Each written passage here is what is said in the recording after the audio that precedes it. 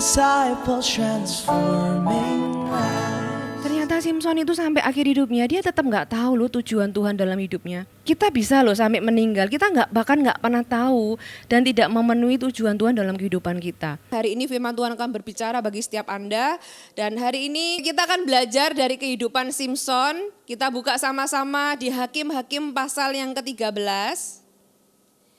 Ya, Simpson ini adalah seorang yang cukup terkenal. Tapi sayangnya dia dikenal dengan kejatuhannya atau kesalahannya. Nggak enak ya kalau kita ini dikenalnya itu karena kesalahannya kita ya. Orang itu dulu pernah nyuri uangku gitu ya, nggak enak ya. Simpson ini kan seringkali dikenal dengan, bahkan sampai sekarang ada permainan namanya Simpson dan Delilah, dengan Delila. Jadi kayak, padahal Simpson itu cerita hidupnya nggak cuma itu loh saudara. Simpson itu hidupnya panjang loh saudara dan orang ini luar biasa. Saudara kalau saudara mau tahu Avenger itu pernah ada. Simpson ini sungguhan Avenger saudara ya. Saya membayangkan Simpson itu mungkin kayak Hulk. Yang kalau marah itu dia bisa bunuh ribuan orang tanpa bantuan satu orang pun. Dan itu bukan sekedar dongeng, itu kejadian yang ada benar-benar terjadi di muka bumi ini gitu ya. Bukan komik, bukan dongeng, tapi adalah seorang nazir Tuhan, seorang yang dipakai oleh Tuhan dengan kekuatan yang luar biasa yang sebelum dan setelahnya nggak ada orang yang sama. Kita buka di Hakim-Hakim pasal yang ke-13. Mulai dari ayat yang pertama. Orang Israel melakukan pula apa yang jahat di mata Tuhan. Sebab itu Tuhan menyerahkan mereka ke dalam tangan orang Filistin 40 tahun lamanya. Pada waktu itu ada seorang dari Zora, dari keturunan Dan, namanya Manoah. Istrinya mandul tidak beranak. Ini orang tua dari Simpson ya. Dan malaikat Tuhan menampakkan diri kepada perempuan itu. Ibu dari Simpson tidak dikasih tahu namanya siapa, cuma papanya namanya Manoah. Nah, malaikat Tuhan menampakkan diri kepada perempuan itu dan berfirman kepadanya, memang kamu mandul tidak beranak tetapi engkau akan mengandung dan melahirkan seorang anak laki-laki, sebab itu peliharalah dirimu, jangan minum anggur atau minuman yang memabukkan dan jangan makan sesuatu yang haram. Sebab engkau akan mengandung dan melahirkan seorang anak laki-laki, kepalanya tak akan kena pisau cukur, sebab sejak dari kandungan ibunya anak itu akan menjadi seorang nazir Allah dan dengan dia akan memulai penyelamatan orang Israel dari tangan orang Filistin. Saudara, kita mau belajar dari kehidupan Simpson, tapi saya tidak menyinggung tentang dia dengan Delila karena saya percaya saudara sudah banyak belajar tentang itu. Kita mau belajar dari sisi yang lain dari kehidupan Simpson. Simpson ini seorang yang saya tadi bilang luar biasa, seseorang yang hanya satu mungkin di sejarah yang bisa punya kekuatan yang sangat supranatural sehingga dia seorang diri aja bisa membunuh ratusan bahkan ribuan orang dengan kekuatannya. Dia bisa membuka singa dengan kekuatannya, dia bisa lawan singa seorang diri dan bahkan merobek mulutnya, dan itu hanya Simpson yang bisa melakukannya dengan kekuatan yang sangat luar biasa. Dan enggak cuma itu, Simpson ini adalah satu dari 4 orang di sepanjang Alkitab yang kelahirannya itu diberitahukan oleh malaikat. Ya saudara, jarang sekali kalau saudara tahu Alkitab siapa, malaikat datang, 3 orang lainnya adalah Ishak. Ya saudara, malaikat datang kepada Abraham, memberitahu kelahiran Ishak. Yang lain siapa lagi? Yesus dan Yohanes Pembaptis. Di luar itu enggak ada. Di luar itu hanyalah Simpson. Jadi Simpson ini adalah satu dari 4 orang yang malaikat Tuhan itu datang kepada orang tuanya dan memberitahukan kelahirannya. Ya. Dan enggak cuma itu, malaikat datang kepada orang tua Simpson ini 2 kali, saudara ya. Jadi saudara bisa melihat bahwa Simpson ini tuh kelahirannya begitu dipersiapkan, begitu direncanakan oleh Tuhan seolah-olah dengan semua kejadian-kejadian yang spektakuler, dengan kekuatan yang sudah dipersiapkan, dengan sebuah rencana Tuhan yang matang untuk hidupnya. Seolah-olah Tuhan ini sudah punya plan, pikir baik-baik, ya. Dia sudah mengangkat hakim-hakim, tapi kali ini Tuhan itu punya rencana yang extraordinary. Kalau dulunya hakim ya, dia nabi, Deborah, dia mimpin punya pasukan, tapi kali ini Tuhan itu punya rencana yang lain dari biasanya. Aku mau ada seorang yang lahir dengan kekuatan yang sangat luar biasa yang tidak ada di sepanjang sejarah gitu ya. Dan orang ini akan membebaskan, kalau bahasa Inggrisnya itu delivering. Bukan cuma memulai penyelamatan tapi membebaskan orang Israel dari tangan orang Filistin. Karena waktu itu orang Filistin itu menjajah orang Israel. Orang Israel ada di bawah pemerintahan orang Filistin. Nah, saudara, kita harus tahu dulu latar belakang Simson. Simson punya orang tua, punya ayah dan ibu, punya papa dan mama.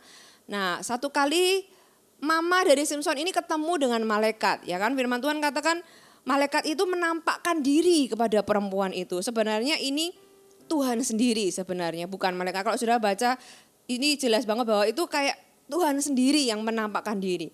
Nah, kemudian dia si mamanya Simson ini pulang kasih tahu papanya, tadi aku ketemu sama seseorang yang seperti malaikat Tuhan dan dia mengatakan begini begitu. Papanya berdoa, dikatakan di sini setelah perempuan itu menceritakan kepada suaminya, ayat ke-8, lalu Manoah memohon kepada Tuhan, ya Tuhan, berilah kiranya abdi Allah yang kau utus itu datang pula kepada kami dan mengajar kami apa yang harus kami perbuat kepada anak yang dilahirkan itu. Maka Allah mendengarkan permohonan Manoah. Sehingga malaikat Tuhan datang pula kepada perempuan itu. Saya juga heran kenapa ya, datangnya kepada yang mamanya terus pas papanya enggak ada. Tapi kemudian perempuan itu bilang, tunggu ya, tunggu, aku jemput suamiku dulu karena suamiku ini mau ketemu kamu, mau dengar firman Tuhan. Dia jemput suaminya, kemudian firman Tuhan juga disampaikan kepada mereka berdua. Yang suaminya ini kikuk ya di hadapan Tuhan, papanya Simson ini kikuk gimana ya, tanya namanya siapa, pernah enggak Anda ketemu seseorang Anda kikuk sampai salah ngomong. Nah, kira-kira papanya itu gitu, enggak biasa ketemu Tuhan, enggak biasa ketemu sesuatu yang supranatural. Jadi Simson ini punya mama yang cukup rohani, yang sangat rohani, tapi papanya ini tidak terlalu rohani. Itu kira-kira latar belakang orang tua Simson gitu ya. Nah, Simson kemudian lahir dan dibesarkan. Dan Simson ini adalah seorang nasir Allah dari kandungan, saudara. Jadi enggak cuma, biasanya orang itu kalau nasir dia lahir, kemudian atau mulai dari usia tertentu, kemudian dia melakukan ada hal-hal yang tidak bisa dia lakukan. Contohnya dia nggak bisa minum anggur dan sebagainya. Tapi Simson ini spesial. Bahkan mamanya sendiri ini nggak pernah ada di firman Tuhan. Di yang lain-lain itu nggak ada. Cuma Simson. Cuma mamanya Simson yang diminta, kamu waktu ngandung Simson, ya kamu jangan minum anggur. Kamu jangan begini, jangan begitu karena kamu mengandung. Jadi seolah-olah saya membayangkan ketika saya membaca kisah ini, seolah-olah Tuhan itu begitu punya rencana yang gak mau gagal. Bahkan dari kandungan mamanya juga disuruh hidup seperti nasir Allah. Padahal yang nasir Simson. Dan di cerita-cerita lainnya, orang-orang yang dipanggil Tuhan itu tidak dimulai dari mamanya. Tidak dimulai dari mamanya harus gak boleh begini. Enggak, cuma Simson. Saudara sudah bisa bayangkan ini orang luar biasa dan Tuhan itu begitu menjaga rencananya, punya harapan dan tujuan Tuhan yang luar biasa. Nah, enggak cuma itu saudara ya, jadi tadi orang tua Simson latar belakangnya mamanya rohani, papanya tidak terlalu rohani. Kemudian malaikat Tuhan itu sampai datang 2 kali. Simson itu dikasih kekuatan yang tidak ada yang punya baik sebelum dan sesudah dia gitu kan. Kemudian Simson ini dari kandungan mamanya sudah diminta hidup seperti nasir Allah. Yang juga tidak ada di cerita yang lain di sepanjang Alkitab. Sudah bisa melihat Simson ini seseorang yang luar biasa. Kemudian enggak cuma itu saudara, saya juga mau kasih Anda sebuah latar belakang situasi ketika Simson ini dilahirkan. Nah, tadi saya bilang Israel itu ada di dalam penjajahan atau pemerintahan orang Filistin. Israel ini setelah Yosua meninggal tidak ada yang meneruskan. Ya, tidak ada yang meneruskan. Dan kemudian dikatakan di Hakim-Hakim pasal yang awal-awal, setelah tua-tua pada zaman Yosua itu meninggal semua, orang Israel ini kemudian meninggalkan Tuhan.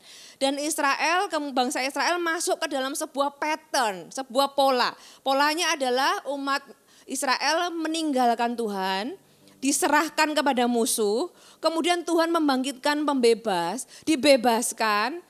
Orangnya meninggal, Israel kemudian meninggalkan Tuhan lagi, ya kan? Terus teriak-teriak sama Tuhan, maksudnya diserahkan ke musuh, teriak-teriak sama Tuhan, Tuhan bangkitkan pembebas, dibebaskan lagi. Gitu lagi menjauh dari Tuhan, ya kan? Meninggalkan Tuhan, kemudian Tuhan diserahkan kepada musuhnya memerintah menjajah mereka, mereka berteriak sama Tuhan, Tuhan bangkitkan pembebas. Kira-kira begitu terus selama puluhan tahun patternnya. Nah, tapi berbeda di zaman Simson. Memang Israel ada di zaman penjajahan orang Filistin, tapi tidak ada satupun ayat yang menjelaskan bahwa orang Israel itu berteriak sama Tuhan loh. Beda sekali dengan pasal-pasal sebelumnya ketika Tuhan membangkitkan pembebas. Nah, kali ini orang Israel itu tidak minta pembebas. Jadi benar-benar ini tuh rencana murni dari Tuhan. Murni dari Tuhan. Orang Israel enggak berteriak, Tuhan bebaskan aku dari orang Filistin, enggak ada. Dicatat dalam Alkitab 40 tahun itu tidak ada cerita bahwa orang Israel itu minta dibebaskan. Nah, saudara, Simson ini lahir dengan kondisi seperti itu. Orang Israel itu dijajah sama Filistin, tapi dalam satu titik Israel itu sudah menikmati. Jadi dijajah, tapi juga gak apa-apa gitu ya. Mungkin seperti orang yang tadinya diculik, tapi karena dia lama-lama membangun hubungan sama si penculik, dia menerima kondisinya itu sebagai a new normal. Sebagai sesuatu yang normal, sebagai sesuatu yang ya udahlah gak apa-apa. Ya, gak lagi sesuatu yang dia perlu dibebaskan. Tapi dia sudah tanda kutip sudah enjoy, sudah comfort, sudah nyaman dengan kondisi walaupun mereka enggak lagi merdeka, mereka ada dalam penjajahan orang Filistin. Nah, Simson ini lahir di era seperti itu. Ya, di mana orang Israel itu ya bergaul bebas dengan orang Filistin. Mereka enggak melihat orang Filistin itu sebagai enemy, sebagai musuh yang mereka perlu bertarung, perlu berperang. Mereka enggak lagi seperti itu. Mereka bergaul, makanya enggak heran ketika Simson ini ingin menikahi orang Filistin. Karena apa? Karena memang pada era itu orang Israel itu bergaul dengan orang Filistin. Mereka sudah di titik nyaman dengan orang Filistin. Saudara, tentunya itu tetap tidak membenarkan ya. Karena Tuhan sudah bilang kamu jangan menikah dengan bangsa lain. Ya, waktu itu Tuhan kasih tahu sama orang Israel. Tapi Simson memilih untuk menikahi orang Filistin. Nah, kalau saudara baca cerita tentang Simson, itu ada di Hakim-Hakim 13 sampai Hakim-Hakim 16. Cerita tentang Simson itu dibagi dengan beberapa cerita. Cerita tentang kelahiran, tadi yang kita baca gitu ya, kelahiran Simson sampai dia lahir, kemudian dia besar. Kemudian dia menikahi gadis Filistin di Timna. Dia menikahi gadis Filistin. Kemudian karena ada masalah gitu ya, dia tinggal istrinya dikasihkan ke temennya. Ketika dia datang cari istrinya, ternyata istrinya udah dikasih ke temennya, dia marah. Kemudian dia membakar perkebunan orang Filistin. Gitu ya, ceritanya itu seputar dirinya, tentang hidupnya. Dia menikah, dia marah, dia balas dendam. Kemudian ada satu cerita Simson juga tidur dengan seorang wanita, kemudian dia menghabisi orang Filistin juga, kemudian diakhiri dengan cerita Simson dan Dalila, dan dia akhirnya mati setelah merobohkan gedung orang Filistin. Kira-kira ceritanya itu seputar itu. Saudara, semua cerita itu tidak ada satupun yang menggambarkan Simson memimpin kegerakan orang Israel. Padahal tadi kalau kita baca ayat 5 dikatakan apa tadi? Sebab engkau akan mengandung dan melahirkan seorang anak laki-laki, kepalanya akan kena pisau cukur, sebab dari kandungan ibunya anak itu akan menjadi nazir Allah, dan dia akan mulai penyelamatan orang Israel dari orang Filistin. Tapi kalau saudara baca dari Hakim-Hakim 13 sampai 16, tidak ada satupun cerita Simson ini memimpin penyelamatan. Tidak seperti Gideon yang membawa Ya 22.000 jadi 10.000 jadi 300. Melawan orang Midian, nggak ada cerita kayak gitu. Atau siapa ya, melawan, nggak ada. Sepanjang hidup Simson itu seputar cerita tentang dirinya, dan dirinya. Padahal dia itu tadi saya sudah jelaskan bahwa Tuhan itu nggak diminta, bahkan ya, orang Israel nggak minta, Tuhan itu punya rencana. Bahkan kasih kekuatan yang supranatural dengan kejadian-kejadian yang luar biasa. Tapi tragis sekali menurut saya, sepanjang hidupnya Tuhan tidak mendapatkan apa yang dia rencanakan di dalam kehidupan Simson. Dua hal yang menjadi kelemahan Simson yang tidak pernah dibereskan adalah wanita dan balas dendam. Ya dua itu aja temanya kalau Anda baca dari dari Hakim-Hakim 13 sampai 16. Temanya adalah tentang wanita dan balas dendam.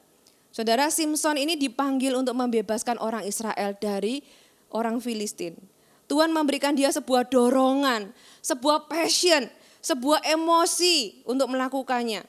Gak cuma dorongan tapi kekuatan, kemampuan ya, yang gak biasa, yang supranatural, yang gak ada satu orang pun yang punya. Saudara, dia sudah built in dengan itu, tapi Simson malah memakainya untuk melakukan apa yang dia mau. Dan apa yang dia suka, dan bukan untuk tujuan Tuhan. Saudara, saya sedih kalau baca kisahnya Simson dari awal sampai akhir gitu ya. Tapi ya anyway, itu sudah terjadi, kita bisa belajar dari apa yang sudah terjadi dari kehidupannya Simson. Simson dipanggil tapi dia tidak melakukannya. Jadi bukannya membebaskan orang Israel dari Filistin, dia bertindak dengan kemarahan yang harusnya marah sama orang Filistin, malah menikahi orang Filistin. Ya ketika malaikat Tuhan datang kepada ibu Simson dan berkata seperti tadi, anak ini akan jadi nasir dan dia akan mulai penyelamatan orang Israel dari tangan orang Filistin. Firman Tuhan nggak pernah menyebutkan mamanya ini cerita sama papanya komplit. Jadi mamanya ini cuma cerita bahwa oh ya aku akan mengandung anak laki-laki dan dia akan jadi nasir Allah. Tapi nggak pernah diceritakan bahwa tujuannya itu nggak cuma jadi nasir tapi jadi pembebas orang Israel. Jadi saya juga nggak tahu apakah Simson ini tahu nggak ya tujuan hidupnya. Tahu nggak ya kenapa dia ini punya kekuatan yang luar biasa. Tahu nggak ya buat apa sih dia ini dilahirkan gitu ya. Jadi saya berpikir atau dia ini hanya bertumbuh sebagai seorang pria yang tahu bahwa dirinya itu kuat, tapi dia nggak tahu dia itu kuat untuk apa. Nah saudara, jika Anda punya kekuatan tapi Anda tidak tahu untuk apa dan tidak punya tujuan, maka Anda akan menjadi orang yang apatis. Anda akan menggunakan kekuatan itu untuk hal-hal yang tidak untuk itu ditujukan. Menggunakan kekuatan itu untuk hal-hal yang salah. Ya kekuatan kita mungkin hari ini kita nggak sekuat Simson. Mungkin kita nggak bisa ngangkat pintu gerbang sebuah yang besar yang kuat sendirian gitu kayak Simson. Kita nggak bisa membunuh ratusan orang dengan rahang keledai seperti yang dilakukan Simson. Kita nggak bisa membunuh singa. Tapi saya percaya Anda dan saya punya kekuatan. Mungkin kekuatan itu berupa waktu, mungkin kekuatan itu berupa talenta, kekuatan itu bisa berupa kekuatan finansial, kekuatan itu bisa berupa macam-macam setiap orang. Ya, tapi pertanyaannya, Anda tahu nggak untuk apa kekuatan yang Tuhan berikan kepada Anda? Ya, atau seperti Simson, dia ini punya kekuatan, tapi dia hanya menggunakan kekuatannya untuk apa yang dia mau. Aku mau perempuan itu, aku mau orang Filistin ini. Dia menggunakan kekuatannya untuk apa yang dia mau. Kita semua punya ambisi, kita punya dorongan. Ya Tuhan sudah taruh dalam diri kita. Seperti apa yang Tuhan taruh di dalam diri Simson. Tapi ada hal yang seringkali jadi masalah. Ambisi kita yang kita punya di dalam hidup ini, apakah itu sesuai dengan kehendak Tuhan? Kadang-kadang masalahnya adalah yang pertama ambisi kita ini kecil. Ya ambisi kita ini kecil. Kita cuma mau punya pekerjaan, tapi kita tidak ingin membuat perbedaan. Aku cuma berdoa Tuhan aku minta pekerjaan, tapi kita nggak berpikir bahwa lewat pekerjaanku ini aku akan memberkati perusahaan itu. Aku akan jadi berbeda, aku akan jadi bersinar. Kita cuma pengen pekerjaan, cuma pengen pemenuhan kebutuhan. Gitu ya, kita hanya menginginkan sesuatu yang cukup untuk diri kita dan tidak pernah meminta atau melakukan lebih. Kita enggak berdoa sama Tuhan lebih, Tuhan berkati aku titik. Itu ambisi yang kecil. Saudara, Anda boleh minta berkat sama Tuhan, tapi punyalah sesuatu yang lebih besar dari Anda. Tuhan berkati aku supaya aku bisa jadi berkat buat orang lain. Something beyond yourself, sesuatu yang lebih dari diri Anda sendiri. Simpson itu cukup kuat untuk melakukan banyak hal, ya banyak hal. Simpson punya kekuatan untuk memenuhi tujuan Tuhan karena Tuhan itu kasih kekuatan dengan satu tujuan. Simpson jadi pembebas Israel. Dia punya kekuatan untuk melakukan itu. Tapi kekuatan itu hanya dipakai untuk mendapatkan apa yang dia mau. Itu kayak bom nuklir, cuma dipakai buat runtuhin rumah. Ya, bom nuklir itu bisa menghancurkan sebuah kota, tapi cuma dipakai untuk menghancurkan sebuah rumah. Saudara, itu namanya kita merendahkan, meremehkan, menyalahgunakan kekuatan yang Tuhan berikan ke dalam kehidupan kita. Jadi jangan punya ambisi yang kecil. Anda harus punya ambisi yang lebih besar dari diri Anda. Masalah yang kedua adalah ambisi yang tidak sesuai dengan tujuan Tuhan. Ya, jika ambisi kita enggak sejalan dengan tujuan Tuhan dalam kehidupan kita, maka pencapaian Anda akan menjadi kosong. Pencapaian Anda akan terasa kosong. Di satu titik Simpson kehilangan kekuatannya karena dia melakukan banyak kompromi. Kenapa dia kompromi di sana sini? Karena dia enggak punya tujuan. Ya, kalau ambisi kita tidak sejalan dengan tujuan Tuhan dan hanya untuk pemenuhan kepuasan pribadi, maka Anda juga akan salah pergaulan. Simpson ini malah berkawan dan menikah dengan orang Filistin, bangsa yang harusnya dia lawan, bukan untuk dijadikan kawan. Dia salah. Kenapa? Karena dia enggak punya tujuan. Dia enggak ngerti buat apa aku punya kekuatan yang besar ini untuk apa. Saudara, Simpson ini tidak mendengarkan orang tuanya ketika orang tuanya memberitahu untuk tidak menikahi orang Filistin. Simpson tidak mendengarkan nasihat dari orang-orang yang mengasihinya, malah mengasihi orang-orang yang membencinya. Ketika ambisi kita itu enggak sesuai dengan tujuan Tuhan, segala sesuatu dalam hidup kita ini bisa berantakan dan salah, saudara ya. Kita bisa bergaul dengan orang yang salah. Dan itu akan semakin menjauhkan kita dari kehendak Tuhan. Kalau Anda meletakkan kepala Anda di kaki Delila, tanda kutip, jangan heran kalau suatu hari Anda bangun dan kepala Anda kehilangan rambut, alias kita kehilangan kekuatan. Saudara, Simpson di satu titik bukan hanya kehilangan kekuatannya, dia kehilangan matanya. Karena firman Tuhan jelaskan bahwa orang Filistin itu mencungkil matanya. Sesuatu yang hanyalah indikasi eksternal apa yang terjadi secara internal. Bahwa selama 20 tahun dia itu enggak punya mata yang terbuka untuk tahu sebenarnya untuk apa kekuatan ini. Dia kehilangan tujuan Tuhan. Ambisinya dia enggak sesuai dengan tujuan Tuhan. Seorang yang super kuat menjadi budak. Kekuatan yang harusnya dipersembahkan untuk Tuhan, untuk rencana Tuhan. Dia akhirnya jadi budak dan kekuatannya itu akhirnya untuk orang Filistin, malah untuk musuhnya. Kalau kita enggak gunakan kekuatan kita untuk pekerjaan Tuhan, untuk tujuan Tuhan, maka kekuatan kita itu akan berbalik menjadi kelemahan kita, saudara ya. Simpson dalam masa perbudakan, setelah dia dicungkil matanya, saya berpikir, saudara, wah Simpson ini pasti bertobat. Ya, saya berpikir di akhir cerita Simpson ini kan akhirnya dia meruntuhkan satu gedung yang isinya waktu itu orang Filistin lagi merayakan panen. Dia meruntuhkan dan ada 3.000 orang yang mati di situ. 3.000 orang laki-laki yang mati di situ. Saudara, saya pikir Simpson ini pasti menemukan tujuannya ketika dia ada di perbudakan, ketika matanya dicongkel. Ya kan? Ketika matanya dicongkel.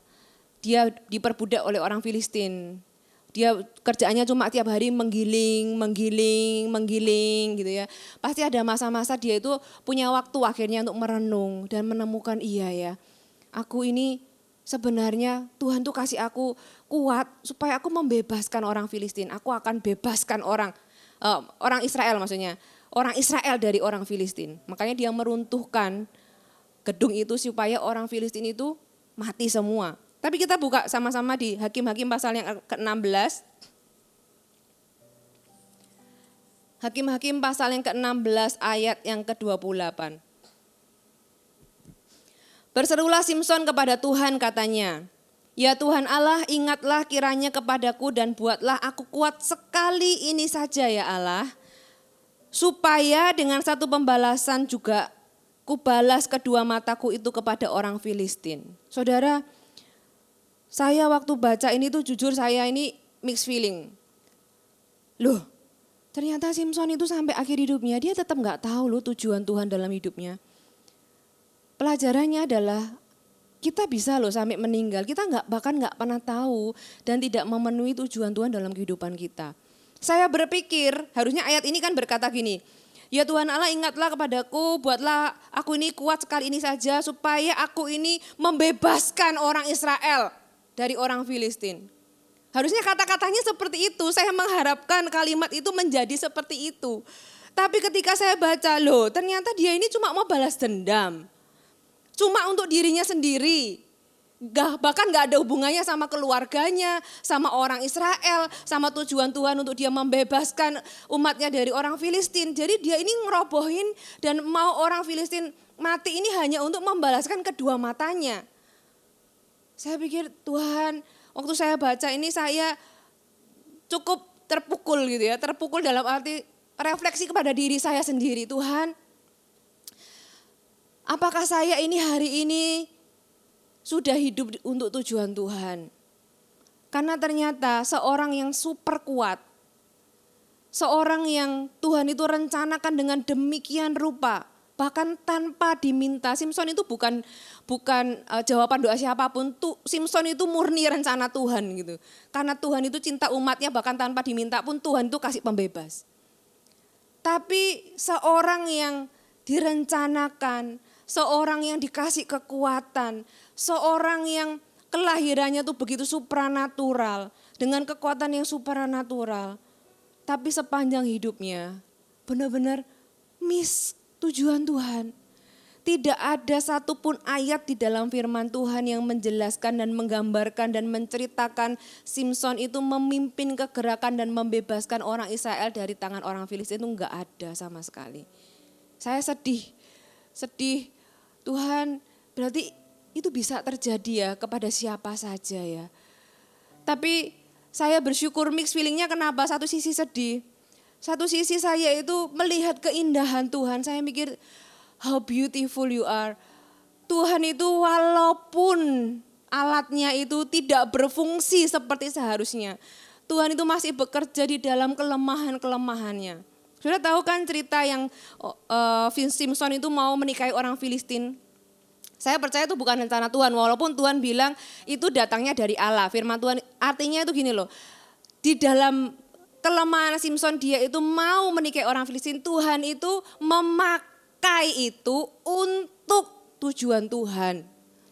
Jadi bukan Tuhan yang membuat Simson ini suka sama orang Filistin. Di dalam situasi yang memang orang Israel itu bergaul dengan orang Filistin, ada kemungkinan Simson ini suka sama orang Filistin dan sebagainya gitu ya. Dan ternyata Simson itu jatuh cinta kepada orang Filistin yang di Timna ini. Tuhan memakai peristiwa itu. Di dalam kelemahannya Simson yang bahkan Simson itu tidak menggunakan kekuatannya untuk Tuhan. Tuhan itu memakai peristiwa-peristiwa kelemahannya Simson itu untuk tujuan Tuhan. Untuk rencananya itu tergenapi karena Tuhan itu cinta umat Israel. Saya lihat how beautiful ya Tuhan itu ya. Di dalam kelemahan-kelemahan manusia yang tidak melakukan tujuan yang seharusnya, Tuhan memakai peristiwa-peristiwa untuk keuntungan umat Tuhan, untuk rencananya. Jadi saya satu sisi sedih dengan kehidupan Simson. Aduh Simson, ya saya tahu dia sudah bahagia di sana gitu ya. Tapi saya belajar bahwa saya Tuhan ternyata bisa ya orang itu dari lahir sampai mati dia itu kehilangan rencana Tuhan. Walaupun Tuhan itu bisa, saya bersyukur Tuhan, oh beautiful, Engkau luar biasa.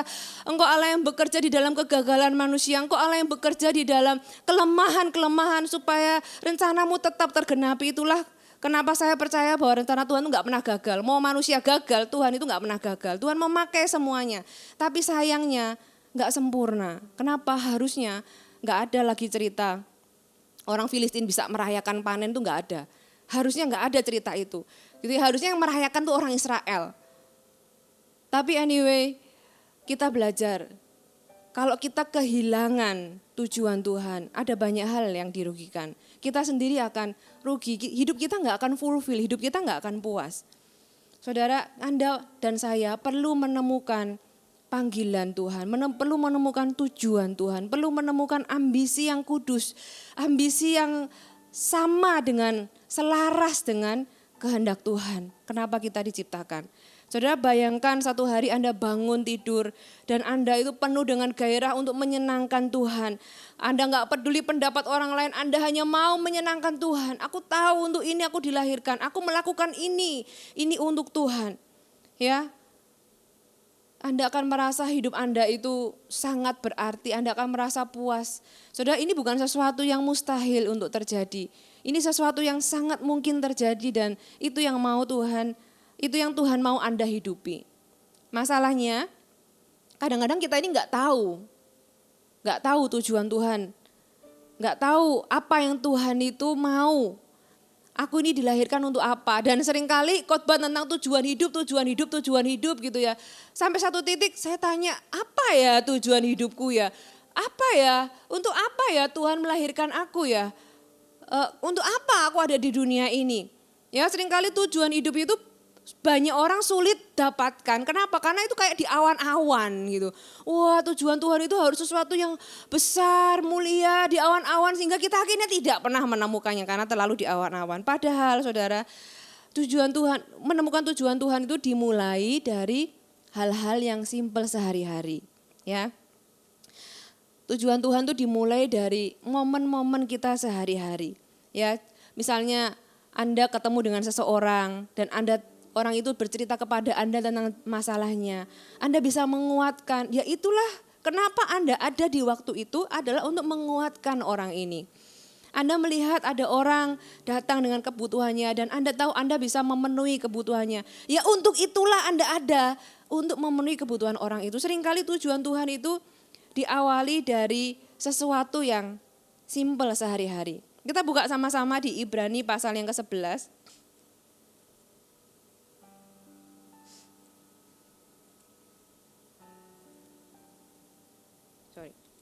Ibrani 11 ayat yang ke-24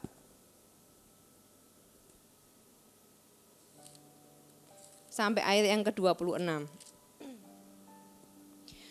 Karena iman maka Musa setelah dewasa menolak disebut anak putri Firaun. Karena ia lebih suka menderita sengsara dengan umat Allah daripada sementara menikmati kesenangan dari dosa. Ia menganggap penghinaan karena Kristus sebagai kekayaan yang lebih besar daripada semua harta Mesir. Sebab pandangannya ia arahkan kepada upah.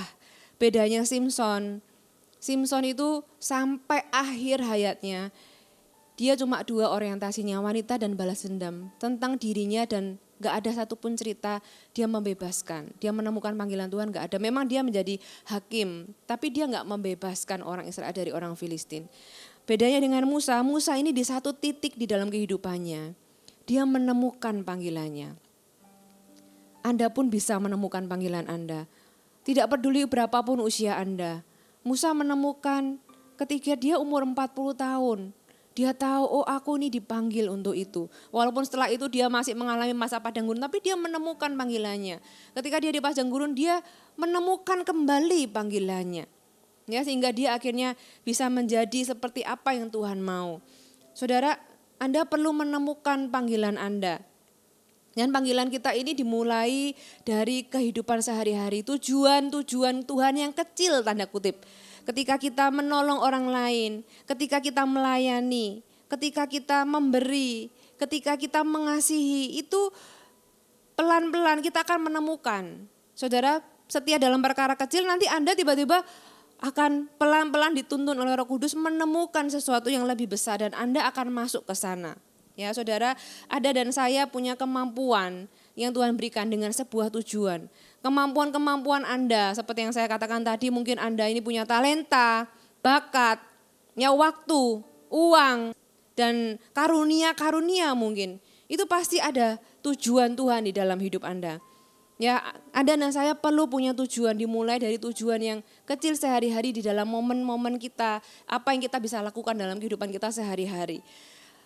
Saudara, dengan kita memiliki tujuan, Anda punya 3 keuntungan. Minimal ada 3, Anda bisa sebutkan lebih banyak lagi, tapi saya mau kasih Anda 3. Yang pertama, tujuan membuat Anda bisa mengatasi gangguan. Saudara tahukah dalam hidup ini tuh kita punya banyak gangguan. Gangguan itu bisa yang baik, bisa yang buruk. Kalau Anda punya tujuan, Anda akan lebih fokus dan gak gampang ngelihat gangguan kanan kiri. Kalau Anda misalnya, aku mau jadi dokter, aku mau jadi dokter spesialis bedah syaraf gitu ya, bukan cuma penyakit syaraf tapi bedah syaraf, maksudnya begitu spesifiknya. Anda kuliah kedokteran, Anda tahu kan kalau kedokteran itu kan lebih lama dari sekolah yang lain, plus spesialis gitu ya. Nah kalau Anda punya tujuan, Anda nggak gampang terganggu oleh kanan kiri. Ya, tapi kalau Anda nggak punya tujuan yang jelas, Anda lihat teman Anda, aduh ngapain ya aku ngambil di sini ya, temanku sudah lulus kuliah, sudah merit, sudah punya anak, aku masih harus sekolah lagi. Saudara, kalau Anda punya tujuan, Anda nggak akan terganggu dengan apa yang terjadi di kanan kiri. Kalau Anda tahu Anda dipanggil untuk bangun bisnis, ya kan? Anda tahu apa yang Anda bangun. Ketika Anda masih merintis, Anda belum sukses, Anda lihat kanan kiri Anda sudah sukses, sudah punya rumah dan sebagainya, Anda nggak akan terlalu terganggu. Anda tahu apa yang Anda mau capai. Kalau Anda adalah seorang misionaris, ya kan? Aku tahu Tuhan panggil aku sebagai hamba Tuhan. Aku tahu Tuhan itu mau aku jadi misionaris. Anda pergi menginjil ke pedalaman mungkin atau di kota, di desa, dimanapun Anda berada. Anda melayani Tuhan, Anda hidup dengan apa yang ada pada Anda.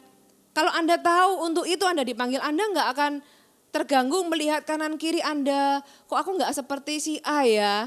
Kok aku nggak seperti si B ya? Wah temanku ini sudah beli mobil ini. Wah temanku sudah punya rumah 3. Wah temanku bisa begini, bisa begitu. Aku nggak bisa. Saudara kalau Anda punya tujuan, Anda akan bisa mengatasi gangguan dengan lebih baik.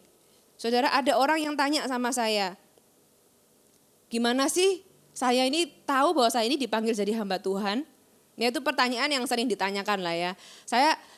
Anda bisa mengaplikasikan kepada diri Anda sendiri. Bagaimana sih Selena kok bisa tahu dulu itu kok bisa dipanggil jadi hamba Tuhan tuh gimana sih ceritanya? Saudara panggilan Tuhan atau saya menemukan itu tidak karena dapat mimpi atau tiba-tiba dari kecil memang sudah bercita-cita. Saya enggak pernah bercita-cita jadi seperti ini.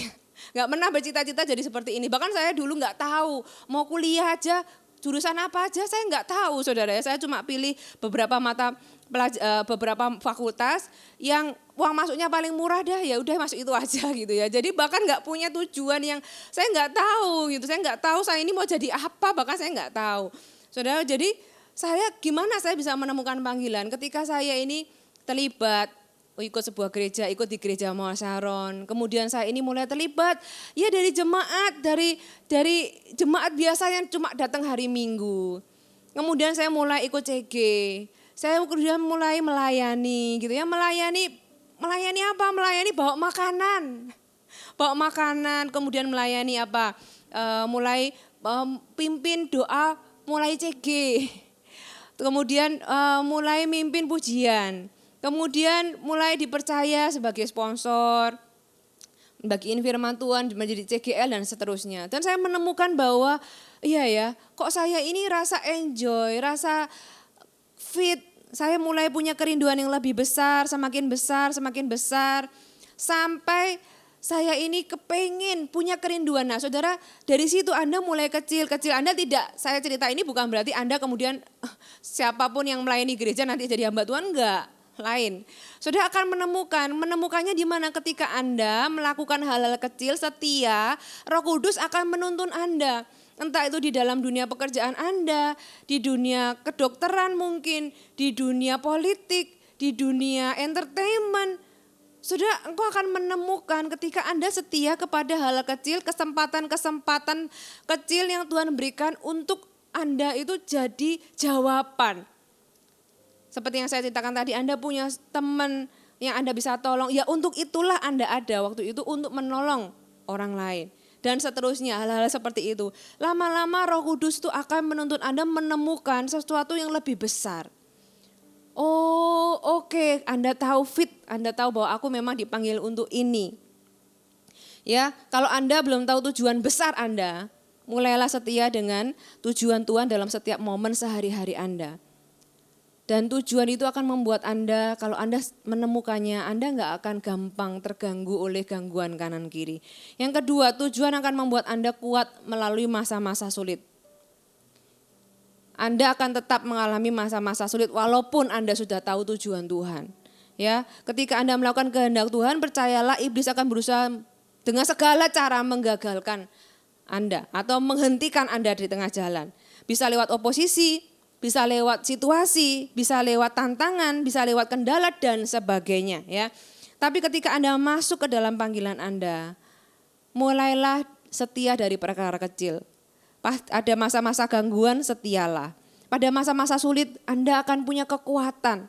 Karena Anda tahu bahwa untuk inilah aku dipanggil. Anda perlu, kalau Anda enggak punya tujuan, begitu Anda menghadapi masa sulit, Anda akan balik arah. Anda akan banting setir. Anda akan langsung pindah haluan, saudara. Tapi ketika Anda tahu tujuan dalam kehidupan Anda enggak akan menyerah walaupun ada masa-masa sulit.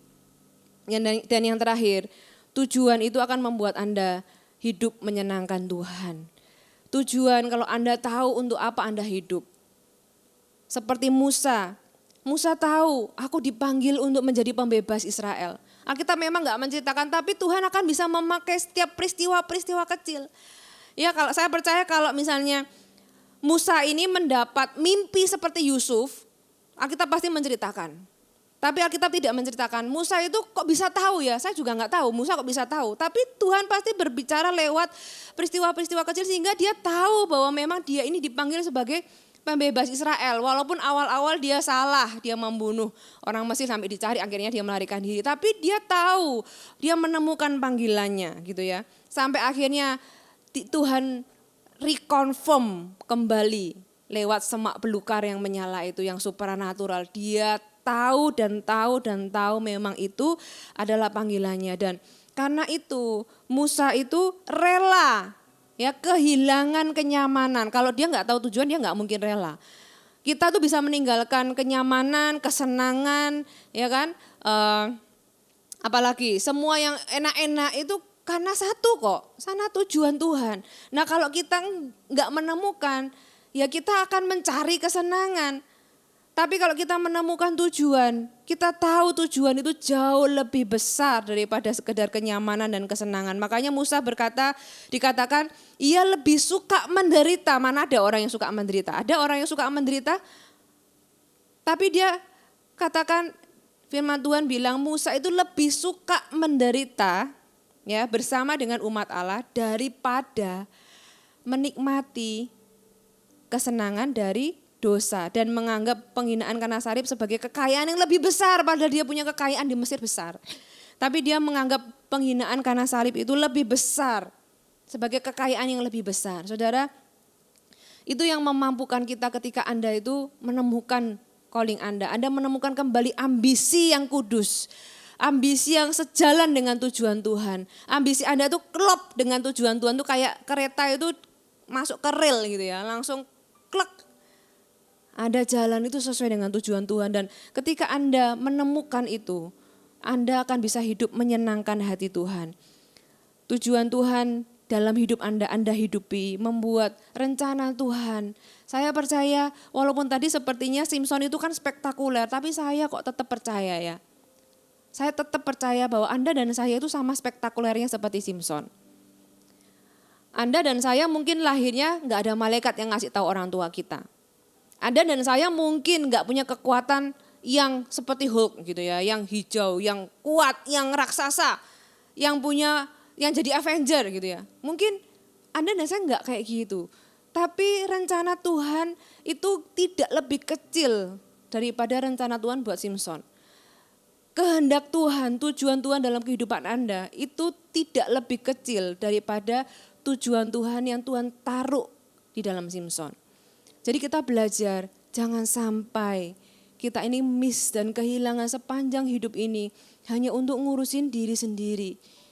Karena apa? Karena semua yang Tuhan berikan dalam kehidupan kita kekuatan kita secara fisik, secara pikiran, imajinasi, kreativitas, kemampuan, talenta, keuangan, itu pasti ada tujuan Tuhan di dalam kehidupan Anda, di dalam kekuatan yang Tuhan berikan. Temukan itu dan gunakan itu selaras, karena kalau Anda menemukan, Anda akan bisa hidup itu fulfill, karena Anda akan hidup untuk menyenangkan hati Tuhan. Anda enggak akan hidup sendiri. Mulailah setia dengan tujuan Tuhan dalam momen kehidupan sehari-hari Anda, supaya Anda bisa menemukan dan hidup di dalam tujuan Tuhan. Mari kita hampiri Tuhan lebih lagi. Saya percaya Tuhan berbicara kepada Anda hari ini. Kalau Anda bimbang, kalau Anda belum tahu, it's okay. Mulailah dengan apa yang ada padamu, apa yang Anda bisa lakukan. Untuk sekeliling Anda, apakah Anda bisa mengasihi? Apakah Anda bisa melayani? Apakah Anda bisa memberi? Bukankah untuk itu Tuhan berikan semua kemampuan dalam hidup Anda? Anda punya talenta, apakah Anda sudah berikan itu untuk tujuan Tuhan? Saudara, tujuan hidup Anda itu harus selaras dengan Injil. Harus selaras dengan kehendak rencana Tuhan. Rencana Tuhan buat muka bumi ini apa? Ya penyelamatan, karena memang Tuhan dengan jelas berkatakan kehendak Tuhan adalah semua orang itu diselamatkan. Itu sudah kehendak Tuhan yang mutlak. Itu sesuatu yang pasti, sesuatu yang tidak perlu diragukan lagi. Tuhan mau semua orang diselamatkan. Dan tujuan Tuhan dalam kehidupan kita secara spesifik mungkin beda-beda, tapi harus pasti selaras dengan Injil. Pasti selaras dengan penyelamatan jiwa-jiwa, pasti selaras dengan kerajaan Allah, pasti selaras dengan visi gerejanya. Nah, apakah Anda punya ambisi itu sudah selaras enggak dengan tujuan Tuhan? Kalau enggak, Anda akan punya ambisi yang kecil, Anda akan jauh dari rencana Tuhan, Anda akan kompromi, Anda akan bergaul dengan orang yang salah, Anda akan mudah menyerah pada masa-masa sulit, Anda akan gampang terganggu, saudara. Anda akan bisa seperti Simson yang sampai meninggal kehilangan. Tapi saya hari ini datang kepada hidup Anda. Firman Tuhan ini berkata kepada Anda, berapapun usia Anda masih bisa. Anda bisa masuk ke dalam rencana Tuhan dan menggenapinya. Anda bisa dan Tuhan mau Anda masuk ke sana. Kita nyanyikan lagu Serahkan Hidup Anda kepada Tuhan hari ini. Hai, terima kasih sudah bergabung bersama kami, Gereja Mount Sharon, Jabodetabek. Sebagai gereja Tuhan, adalah kerinduan bagi kami untuk melihat Anda terus bertumbuh di dalam pengenalan akan Tuhan dan mengalami perubahan hidup. Maka dari itu, bergabunglah bersama komunitas kecil kami, Connect Group. Dapatkan informasi lebih lanjut pada kolom deskripsi kami. Last but not least, don't forget to subscribe dan bagikan video ini kepada orang yang Anda kasihi. Thank you for joining us and see you next time.